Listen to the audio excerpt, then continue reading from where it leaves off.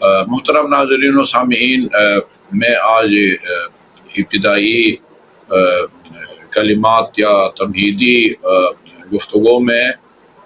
یہ چاہوں گا کہ مشہور مقتل نگار وہ ابو الموفق الخوارزمی الحنفی، ان کی کتاب جو مقتل الامام السبت الشہید ہے، مقتل اس کتاب کو کہتے ہیں جس میں امام حسین علیہ السلام کی شہادت کو بیان کیا گیا ہو، کربلا کے واقعے کو بیان کیا گیا ہو۔ یہ بہت ہی مشہور مقتل کی کتاب ہے۔ اس کے چند اقتباسات آپ کی خدمت میں عرض کروں، اس سے آپ کو اور سامعین دوسرے تمام سامعین کو یہ اندازہ ہوگا کہ اگر محرم کا چاند نظر آتے ہی وہ ہم ایک عزاداری کا ایک سلسلہ بین الاقوامی طور پر شروع ہو جاتا ہے اور مومنین سیاہ پوش ہو جاتے ہیں، تو یہ کوئی ایسے ہی باقی مسلمانوں کو تنگ کرنے یا ان کے کاروبار زندگی میں خلل ڈالنا یہ ہمارا مقصد نہیں ہے۔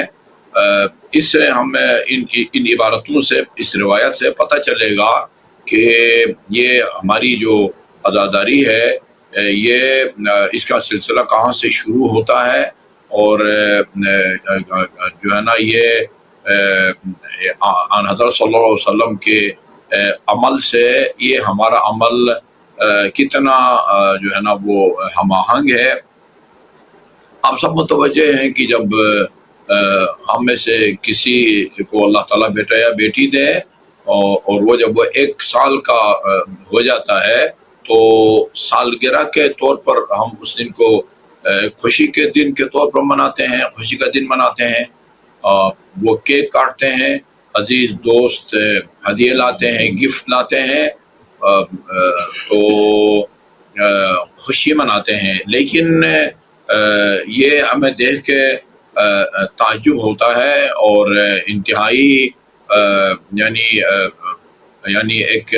غم کی ایک فضا جو ہے وہ تازہ ہو جاتی ہے کہ جب امام حسین علیہ السلام 1 سال کے ہوتے ہیں، یعنی آپ کی ولادت کو جب 1 سال مکمل گزرتا ہے، تو جہاں ہم سالگرہ کے طور پر خوشی مناتے ہیں، وہاں فرشتوں نے بھی اور رسول خدا صلی اللہ علیہ وسلم نے بھی غم منایا ہے نواسے پیغمبر کا، یعنی شہادت سے پہلے۔ اگر شہادت سے پہلے آسمان کے فرشتے آ کے رسول خدا کو نواسے کی شہادت کے بعد کی تسلیت دیتے ہیں، یعنی شہادت سے پہلے کئی برس پہلے 55 سال یا 57 سال پہلے اگر تسلیت دیتے ہیں، تعزیت پیش کرتے ہیں، تو ہم اگر آپ کی شہادت کے بعد یعنی آپ کا غم مناتے ہیں اور روتے ہیں، تو یہ ہمارے خیال میں، ہمارے خیال کے مطابق یہ کوئی نامعقول عمل نہیں ہے، بلکہ رسول خدا کی سنت پر ہم عمل کر رہے ہوتے ہیں۔ میں یہ ایک اقتباس آپ کی خدمت میں پیش کرتا ہوں، یہ مقتل امام السبت الشہید سے یہ روایت کہتی ہے: لما اتی علی الحسین من ولادتہ سنۃ کاملہ، جب امام حسین 1 سال کے ہوئے مکمل طور پر، تو حبط علی جبرائیل 12 ملکا، 12 فرشتے ان حضرت صلی اللہ علیہ وسلم کے اوپر نازل ہوئے، محمرۃ وجوہہم قد نشروا اجنحتہم، ان کے چہرے سرخ ہوئے تھے اور انہوں نے اپنے پروں کو بھی پھیلایا ہوا تھا، وہم یقولون یا محمد، اور وہ آن حضرت سے یہ عرض کر رہے تھے: سینزل بولدک الحسین ما نزل بحابیل من قابیل، وہ جس طرح کی مصیبت یا جس طرح کا ظلم و ستم قابیل کی طرف سے جناب آدم کے بیٹے حابیل پر ہوا تھا، اسی طرح کی مصیبت، اسی طرح کا ظلم و ستم آپ کے نواسے کے اوپر بھی ہوگا۔ وَسَيُعْطَى مِثْلَ أَجْرِ حابیل، اور جس طرح کا اجر اللہ تعالیٰ کی طرف سے جناب حابیل کو دیا جائے گا، اسی طرح کا اجر آپ کے شہید نواسے کو بھی دیا جائے گا۔ وَيُحْمَلُ عَلَىٰ قَاتِلِهِ مِثْلُ وِزْرِ قابیل، اور آپ کے نواسے کے جس طرح کا گناہوں کا بوجھ قابیل کے کاندھوں پر ہے، اسی طرح کا بوجھ آپ کے نواسے کے قاتل کے کاندھوں پر بھی ہوگا۔ وَسَيُعْطَى دیا اعلیٰ، اس کے بعد روایت کہتی ہے وَلَمْ يَبْقَ فِي السَّمَاءِ مَلَكٌ إِلَّا نَزَلَ عَلَى النَّبِيِّ يُعَزِّيهِ بِالْحُسَيْنِ وَيُخْبِرُهُ بِثَوَابِ مَا يُعْطَى۔ یہ عجیب عبارت ہے۔ اس کے بعد شروع میں 12 فرشتے آئے، انہوں نے اس طرح کی خبر دی۔ اس کے بعد پھر یعنی ساکنین عرش، یعنی آسمان میں جتنے بھی فرشتے تھے وہ سارے کے سارے آن حضرت پر نازل ہوئے، یعنی آسمان فرشتوں سے خالی ہو جاتا ہے اور آن حضرت پر نازل ہوتے ہیں۔ یعزیہ بالحسین، اور یہ صرف آن حضرت کو نواسے کی شہادت کی تعزیت پیش کرنے کے لیے، تسلیت پیش کرنے کے لیے، وہ یخبرہ بثواب ما یعطی، اور یہ بتانے کے لیے کہ اللہ تعالیٰ آپ کے نواسے کو اس شہادت عظما کا کیا اجر اور صلہ عطا فرمائے گا۔ وَيُعْرَضُ عَلَيْهِ تُرْبَتُهُ، اور پھر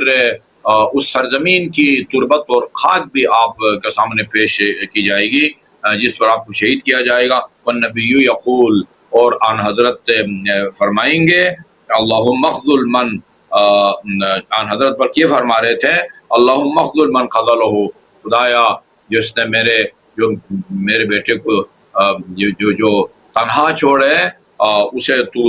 رسوا کر، وقتل من قتلہ، اور اس کے قاتل سے تو خود انتقام البدلہ لے، ولا تمتعہ بما طلبہ، اور اس کی مراد کو تو ہرگز پورا نہ کر۔ یہ اس وقت کی روایت ہے جب امام حسین ابھی 1 سال کے ہوئے تھے، اور جب 2 سال کے ہوئے تو اس وقت بھی اسی طرح کا ان حضرت سفر میں تھے، اور وہی لے کے جبرائیل امین نازل ہوتے ہیں، اور اس روایت کے آخر میں ہے کہ اسی طرح کی خبر دی، اور اس روایت کے آخر میں ہے کہ اس سفر سے واپس آنے کے بعد مسجد النبی میں آن حضرت نے خطبہ دیا، وعظ و نصیحت کی، حسن اور حسین کو سامنے بٹھا کے اور اپنا دائیں ہاتھ امام حسین کے سر پر رکھ کے آپ نے یہ دعا کی اور یہ اس طرح کی خبر دی۔ آخری جملہ عرض کر رہا ہوں، فَزَجَّ النَّاسُ فِي الْمَسْجِدِ بِالْبُكَاءِ، یعنی مسجد النبی ہے، منبر پر رسول خدا صلی اللہ علیہ وآلہ وسلم ہے، اور سامنے جو مجمع ہے ظاہر ہے وہ کوئی یہود و نصارہ یا مجوس نہیں بلکہ صحابہ کرام کا مجمع تھا۔ زَجَّ النَّاسُ بِالْبُكَاءِ، مسجد سے لوگوں کے رونے کی آوازیں وہ بلند ہوئی، اور آن حضرت نے فرمایا، ظاہر ہے وہ ہر قسم کے لوگ تھے، اتبکون ولا تنصرونہ، یعنی ابھی رو رہے ہو لیکن موقع پر تمہیں نواسے کی مدد نہ کرو گے۔ اللہم فکن لہو انت ولیا و ناصرا، خدایا تو ہی میرے نواسے کی مدد اور نصرت فرما۔ تو ہمارا یہ خیال ہے کہ ہم ایام عزا کو منا کے اور نواسے پیغمبر کی وہ